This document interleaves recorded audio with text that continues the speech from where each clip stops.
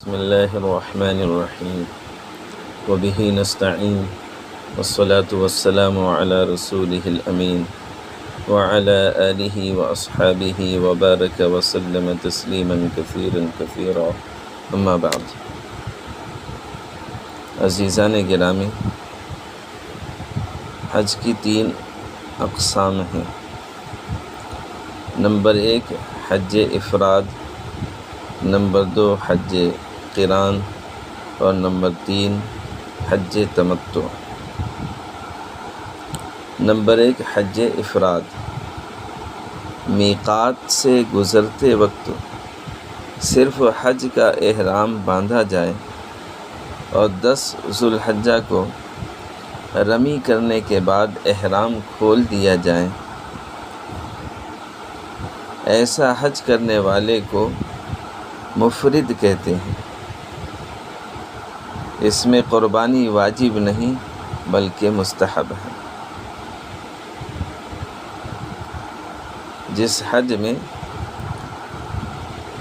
میقات سے گزرتے وقت صرف حج کا احرام باندھا جائے اس کو حج افراد کہتے ہیں، اور اس حج کرنے والے کو یا ایسا حج کرنے والے کو مفرد کہتے ہیں۔ دوسری قسم ہے حج قران۔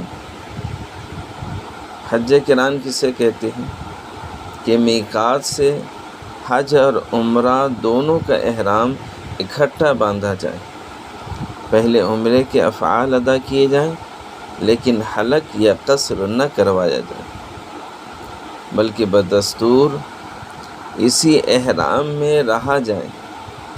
پھر حج کے دنوں میں اسی احرام کے ساتھ حج کے ارکان ادا کیے جائیں، اور 10 ذو الحجہ کو رمی، قربانی اور حلق کرنے کے بعد عمرہ و حج دونوں کا احرام کھول دیا جائے۔ اور حضرت امام اعظم ابو حنیفہ رحمۃ اللہ علیہ کے نزدیک حج قران افضل ہیں۔ ایسا حج کرنے والے کو قارن کہتے ہیں اور اس میں قربانی واجب ہے۔ حج کی تیسری قسم ہے حج تمتع۔ حج تمتع کسے کہتے ہیں؟ کہ میقات سے عمرے کا احرام باندھا جائے اور عمرے کے افعال کرنے کے بعد احرام کھول دیا جائے۔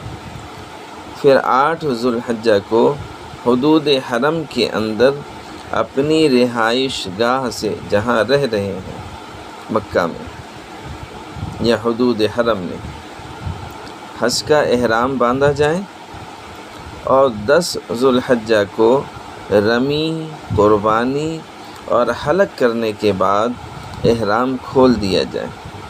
ایسا کرنے والے کو متمتع کہتے ہیں اور اس میں بھی قربانی واجب ہے۔ زیادہ تر لوگ یہی حج کرتے ہیں اس لیے کہ اس میں آسانی ہوتی ہے۔ بہرکیف اپنی حالت کے اعتبار سے کہ جس حج کی جو قسم ہمیں ادا کرنا آسان ہو یا ہم جس کو ادا کر سکتے ہیں اس کا اہتمام کریں۔ اللہ تعالی ہمیں اپنے اور اپنے حبیب علیہ السلام کے دیار کی بار بار حاضری کی توفیق عنایت فرمائے۔ حج و عمرہ کثرت کے ساتھ کرنے کی اللہ تعالی ہمیں توفیق عنایت فرمائے۔ وآخر دعوانا ان الحمد للہ رب العالمین۔